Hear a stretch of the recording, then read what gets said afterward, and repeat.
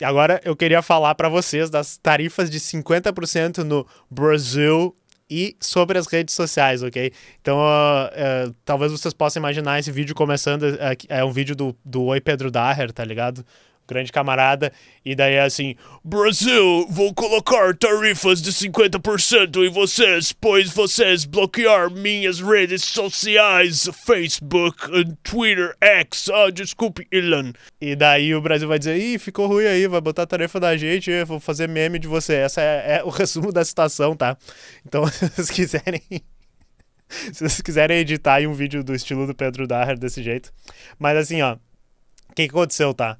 Donald Trump anunciou tarifas ao Brasil, que já tinha nos colocado tarifas antes, tá ligado? Mas agora essas de 50% é muito mais altas. E ele fez uma cartinha pra explicar, tá? Tinha o Brasil e outros 7 países e tal, pra gente não achar que era assim, por coincidência ele botou o país no pacote e tal, o Brasil no pacote, né? Não, ele fez essa cartinha dizendo pro Lula, né? Mandou uma cartinha pro Lula dizendo, por esses motivos, esses são os motivos das minhas sanções, ok? E eu vou ler ela pra vocês porque eu adorei a cartinha, tá? Prezado senhor... Não vou ler desse jeito. Tá, prezado senhor presidente. Não, também não. Depois alguém pega e faz um deepfake do que eu tô falando com a voz do Trump. Pode ser, usem algum filtro aí. Prezado senhor presidente, conheci e tratei com o ex-presidente Jair Bolsonaro e o respeitei muito, assim como a maioria dos outros líderes de países. A forma como o Brasil tem tratado o ex-presidente Bolsonaro, um líder altamente respeitado em todo o mundo durante seu mandato, inclusive pelos Estados Unidos, é uma vergonha nacional. So sad. It's so sad. Esse julgamento não deveria estar ocorrendo. É uma caça às bruxas e deve acabar imediatamente. E eu adoro essa maneira, que é uma maneira muito Trump de escrever, e ele não fala assim. O Trump, na realidade, vai perdendo energia quanto mais ele vai falando. E quando ele tá nos tweets, ele sempre bota um imediatamente, tá ligado? Mas quando ele fala, it's so sad, it's a witch hunt, and it has to end. It's so sad, it's a witch hunt. Vou continuar. Em parte devido aos ataques insidiosos do Brasil contra eleições livres e a violação fundamental da liberdade de expressão dos americanos. Ele vai ter que explicar o que é esse ataque às eleições livres, que deve ser assim, tipo, a gente não deixou o Bolsonaro dar um golpe, tá ligado? Mas olha só, como demonstrado recentemente pelo Supremo Tribunal Federal do Brasil, que emitiu centenas de ordens de censura secretas e ilegais à plataforma de mídia social dos Estados Unidos da América, ameaçando-as com multas de milhões de dólares e expulsão do mercado de mídia social brasileiro. Tá, beleza, Estados Unidos, eu vou banir o TikTok, eu vou banir a Huawei do meu país, tá ligado? E não só isso, eu vou pressionar os outros países pra banirem também. Beleza, Estados Unidos, beleza. É horrível isso que a gente tá fazendo, né? A partir de 1º de agosto de 2025, colocaremos no Brasil uma tarifa de 50% sobre todas e quaisquer exportações brasileiras enviadas para os Estados Unidos, separado de todas as tarifas setoriais existentes. Mercadorias transbordadas para tentar evitar essa tarifa de 50% estarão sujeitas a essa tarifa mais alta. Eu acho que ele está tentando dizer que é mercadorias que tentam entrar por outro país, né? Por isso o termo transbordo. Além disso, tivemos anos para discutir nosso relacionamento comercial com o Brasil e concluímos que precisamos nos afastar da longa e muito injusta relação comercial gerada pelas tarifas e barreiras tarifárias e não tarifárias do Brasil. Nosso relacionamento, infelizmente, tem estado longe de ser recíproco. Aí a gente concorda, mas acho que não pelo mesmo ponto, né, Trump? Por favor, entenda, olha só, que os 50% são muito menos do que seria necessário para termos igualdade de condições em nosso comércio com o seu país. Essa é aquela lógica bizarra que só na cabeça do Trump faz sentido, que ele botou a tabelinha que é tipo, quanto eu compro sobre quanto entra no país, não sei o que, multiplica por um número, deu 50, bota 50 das tarifas, tá ligado? E é necessário ter isso para corrigir as graves injustiças do sistema atual. Como o senhor sabe, não haverá tarifa se o Brasil ou empresas dentro do seu país decidirem construir ou fabricar produtos dentro dos Estados Unidos. E, de fato, faremos todo o possível para aprovar rapidamente de forma profissional, rotineira, em outras palavras, em questão de semana. Sim, a gente vai plantar café, a gente vai botar laranja e a gente vai botar a nossa indústria de informática que não existe dentro do país de vocês, a gente vai botar nossas vacas para ser criada aí dentro. Pode crer, Trump, muito esperto. Se por qualquer razão, olha, essa é a melhor parte. o senhor decidir aumentar suas tarifas, qualquer que seja o valor escolhido, ele será adicionado aos 50% que cobraremos. Por favor, entenda que essas tarifas são necessárias para corrigir os muitos anos de tarifas e barreiras tarifárias e não tarifárias do Brasil, que causaram esses déficits comerciais insustentáveis contra os Estados Unidos. Esse déficit é uma grave ameaça à nossa economia e, de fato, à nossa segurança nacional. E aqui ele esqueceu de fazer assim, ó. Mas pode ser a tradução. Nacional! Além disso, devido aos ataques contínuos do Brasil às atividades comerciais digitais de empresas americanas, isso aqui é o cerne, tá? Mas eu tô me divertindo lendo aqui. Bem como as outras práticas comerciais desleais, estou instruindo o representante de comércio dos Estados Unidos, Jameson Greer, a iniciar imediatamente uma investigação da seção 301 sobre o Brasil. Eu não lembro o que é essa lei aí, depois a gente tem que procurar. Se o senhor desejar abrir seus mercados comerciais até agora fechados para os Estados Unidos, como? Tá ligado? A gente tá com o mercado fechado, mas beleza. Para os Estados Unidos eliminar suas tarifas, políticas não tarifárias e barreiras comerciais, nós poderemos talvez considerar um ajuste nessa carta. Essas tarifas podem ser modificadas para cima ou para baixo, dependendo do relacionamento com o seu país. O senhor nunca ficará decepcionado com os Estados Unidos da América. Nunca, nunca. Muito obrigado por sua atenção a este assunto. De novo aqui, deixa eu corrigir aqui. Assunto! Com os melhores votos, né, que only the best votes, I have the best votes and the votes that elected me. Eu sei que não é votes de votos, tá, mas então, sou atenciosamente Donald J. Trump, presidente dos Estados Unidos da América. Então essa cartinha ridícula, a gente sabe que o Trump faz isso com todo mundo, o que é interessante disso é esse negócio dele falando assim, não retalie as tarifas, senão a gente vai botar tarifa em cima de tarifa, tá ligado? E daí isso quer dizer que assim, se a gente se a gente fizer 50% recíproco, ele vai botar 100%. E daí a gente vai ter que fazer 100% recíproco e nunca mais vai parar, tá ligado? Tarifas infinitas, vamos ver o que acontece, né? Aí eu trouxe algumas coisas pra vocês aqui, coisas importantes pra falar dessa história. Após a taxação de Trump, Cacique Cobra Coral Foundation, né, corta relações com os Estados Unidos. Vocês viram isso? O Cacique Cobra Coral, que é aquele cara que o pessoal paga pra ele pra não ter chuva durante os eventos, ele teve mais coragem que o presidente Lula e disse assim, cara, vamos cortar relações aí com os Estados Unidos, não tá dando. Nunca mais farei não chover num evento nos Estados Unidos. O Cacique Cobra Coral tem os princípios dele. E a gente não vai deixar eles de lado para baixar a cabeça para nenhum estadunidense, né? Mas agora falando um pouquinho mais sério, não, ainda não falando sério. Brasileiros invadem perfis, né, de Donald Trump e dominam comentários. Deixem o Brasil em paz. Aí eu trouxe aqui para vocês também essa outra piadinha, porque a gente tem que se divertir um pouco, né? Os brasileiros botando esses comentários meio cringe, tá, pessoal? Infelizmente meio cringe. Só pra lembrar nosso hino, olha só. Ouviram de Piranga, não sei o que, aqui é Brasil, porra, não sei o que. Aí tem outras postagens, ó. Você não intimida BR. BRICS moment. Eu não sei se o pessoal botou a tradução. Trump, deixa o Brasil em paz e tal, esse tipo de coisa. O que eu acho que é engraçado é que deve ser só os petistas, tá ligado? O pessoal tá falando no chat ali, fizeram um vampetaço, que pra quem não sabe é um fenômeno, né, que surge na internet, que o pessoal manda a G Magazine do Vampeta pras pessoas e tal. É uma coisa que a gente não incentiva que vocês façam, né, porque não é legal armar esse tipo de milícia digital e tal. Porém, é muito engraçado o que estão fazendo com o Trump. E outro motivo porque eu não incentivo que vocês façam é porque eu já disse pra vocês algumas vezes. O Trump tem um cara com uma tabelinha lá, que tá botando no Excel o nome de todos vocês, e quando vocês entrarem nos Estados Unidos, ele vai dizer assim, parece que este cara zombarde Trump em social networks. Mande ele para El Salvador. Vai acontecer isso, tá ligado? Então não façam isso, por favor. O que eu queria falar um pouco sobre essa história? Vocês viram que é bem importante isso que ele falou na carta ali, que é tipo assim, é tão injusto, vocês vendem mais, a gente compra menos, e eu fiz o cálculo aqui, tem o déficit comercial. Isso não faz nenhum sentido e não importa, tá? Porque daqui a pouco pode ser que, sei lá, alguém explique pra ele, olha, vai dar problema num setor aqui, vai ficar caro demais o café, vai ficar caro demais essas frutas aqui, tira essas tarifas porque o Brasil retalhou e não sei o que, e daí o Trump vai dizer, alright, eles aprenderam a lição e tal. Na realidade, o que eles estão fazendo é uma coisa que a gente já trouxe algumas vezes aqui, Como, por exemplo, quando o Elon Musk e o Trump ainda eram amigos, aquele negócio de tipo assim, tem empresas que estão bloqueando os negócios da Tesla, tem empresas que estão bloqueando a Starlink, tem empresas que estão fazendo alguma coisa com o Twitter. Daí o Trump dizia assim, olha, que engraçado, tem um monte de tarifa no teu país e a gente não gosta muito de vocês, mas a gente tem que se conhecer melhor, a gente tem que gostar mais, eu sou uma pessoa que gosta de negociar, de repente vocês dão uma olhada nessas coisas da Starlink aqui, essas coisas do X, e depois a gente conversa sobre essas tarifas, tá ligado? É uma tática de intimidação específica, tá? E uma coisa que eu brinco, mas eu não tô muito brincando, é que assim, eu tô louco pro Trump bloquear, então, rede social dos Estados Unidos, tô louco pra ele tentar fazer alguma coisa mais séria, né, e tal, pra que a gente chegue à conclusão que não, ok, então a gente precisa ter essas soluções dentro do Brasil, então a gente não pode depender desse tipo de coisa, desse tipo de ferramenta.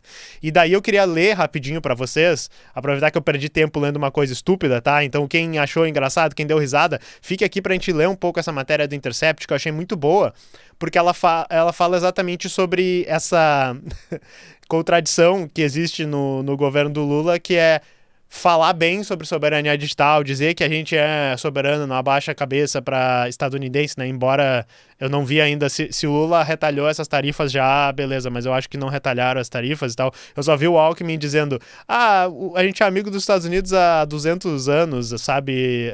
Não tem por que acontecer isso. E o Trump tá dizendo, ô meu brother, aconteceu isso, tá ligado? Você vai fazer o quê? Vamos ler esse artigo do Intercept falando exatamente sobre isso, que eles falam muito de soberania, né? Dizem que não abaixa a cabeça, mas a gente tá torrando 10 bilhões anualmente com produtos de Big Techs. 10 bilhões que poderiam ser investidos em tecnologias aqui, poderiam estar gerando empregos aqui. Vamos ler esse artigo. Eu nunca consigo mostrar o título do Intercept aqui, mas é lindão. O nome da matéria é Licença de Bilhões. Enquanto defende soberania e critica Big Techs, Brasil torrou 10 bilhões em um ano com Google, Microsoft e Oracle. É um artigo da Tatiana Dias. Vamos ler ele aqui, porque é pequenininho, tá? Publicamente, o discurso é de defesa da soberania digital. Na hora de assinar contratos, porém, a teoria é outra. Enquanto o governo federal endurece o discurso sobre a interferência dos Estados Unidos e do domínio de grandes empresas de tecnologia, o Brasil segue jorrando bilhões e bilhões em dinheiro público para essas mesmas gigantes. Um estudo inédito de pesquisadores da USP, da Universidade de São Paulo e UNB, Universidade de Brasília e da FGV, Fundação Getúlio Vargas, quantificou o tamanho desse mercado. Desde 2014, o país já gastou mais de 23 bilhões em licenças de software, cloud e segurança de empresas como Google, Microsoft e Oracle.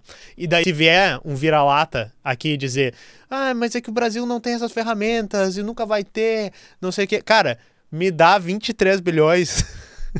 né? E a gente faz suas coisas funcionar. Não é possível, tá ligado?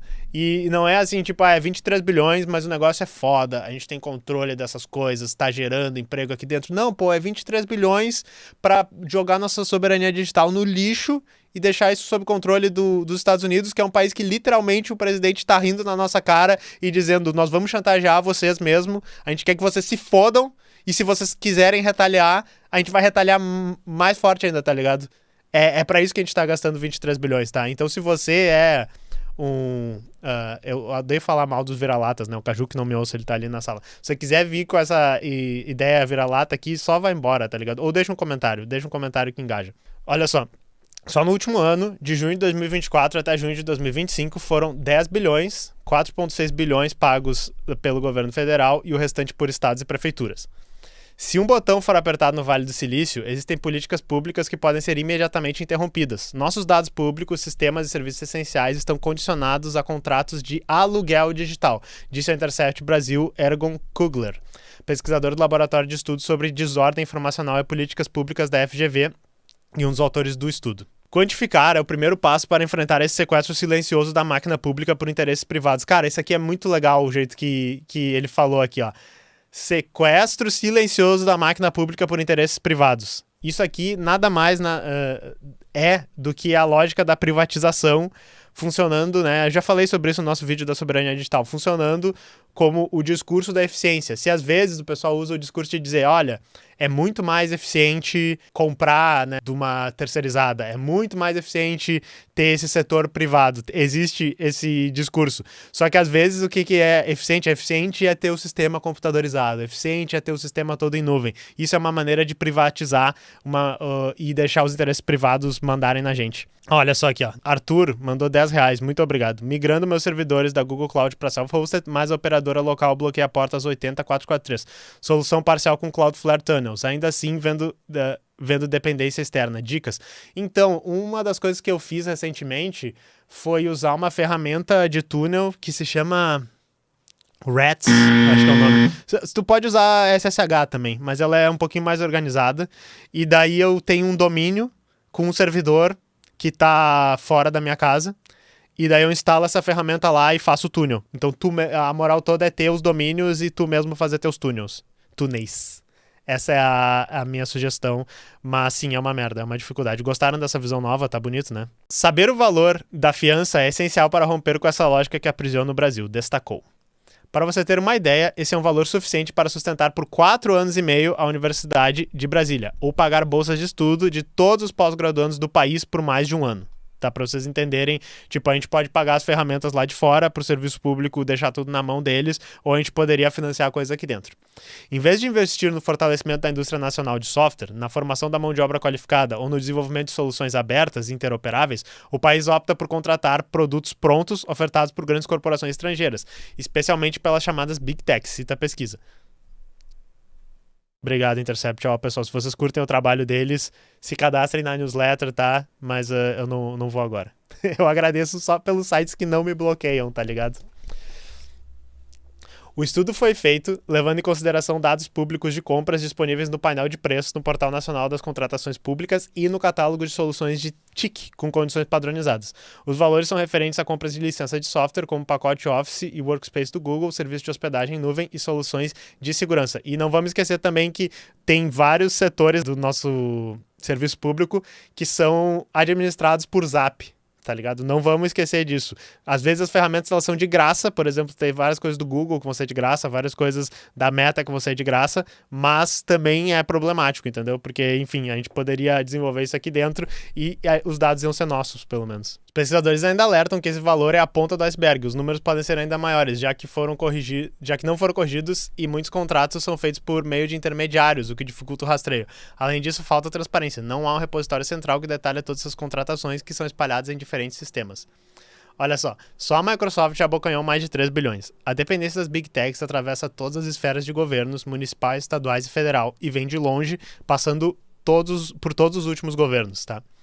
O governo Lula, apesar do discurso público sobre soberania digital, não apenas manteve a política, como também não deu sinais de que pretende diminuir a dependência estrutural das grandes empresas de tecnologia no serviço público.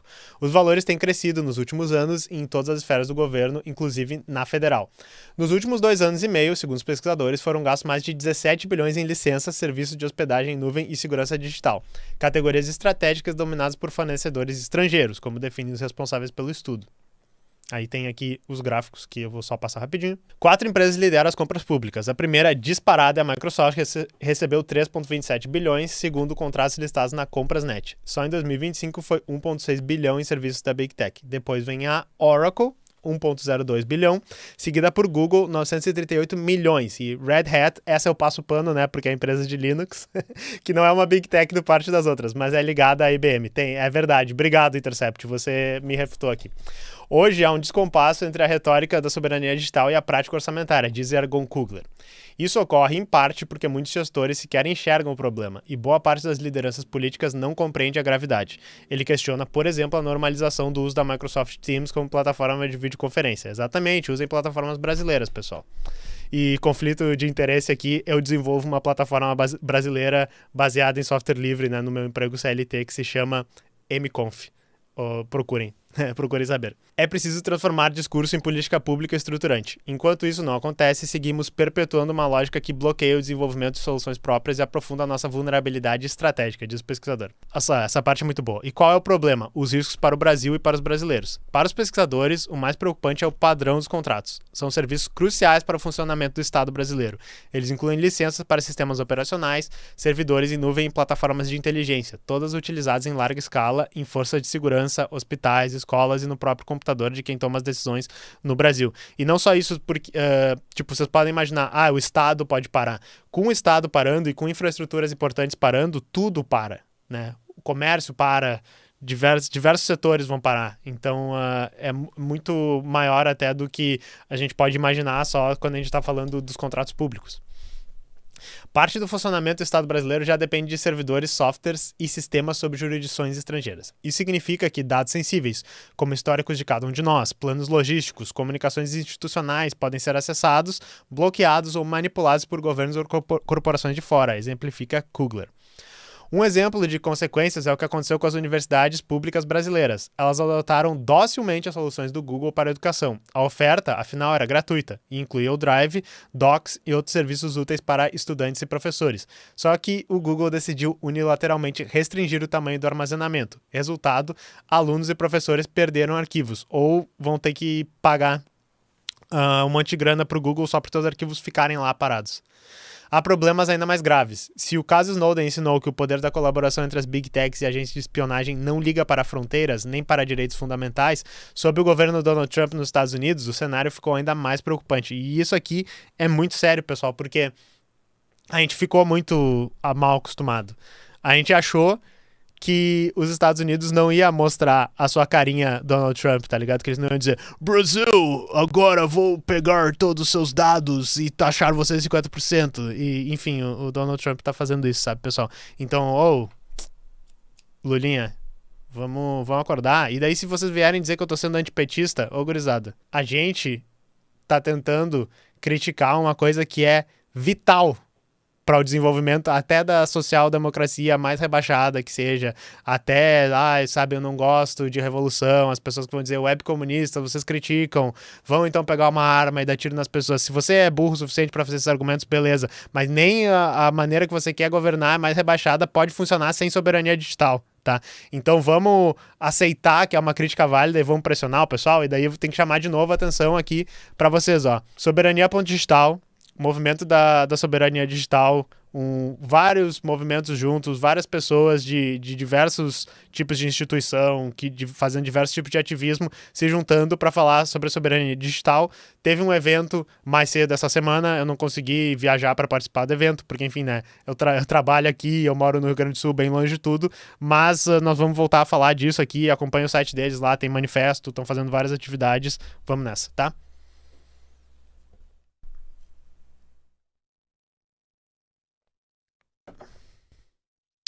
O JavéFX falou que o Jitsi é uma alternativa nacional. O Jitsi não é nacional, peraí. Embora dá para hospedar ele aqui, tá? Eu não gosto de dizer que nenhum projeto que seja software livre e que tenha licenças abertas, ele tem algum problema dependendo do país que ele vem, tá? Mas é isso aí.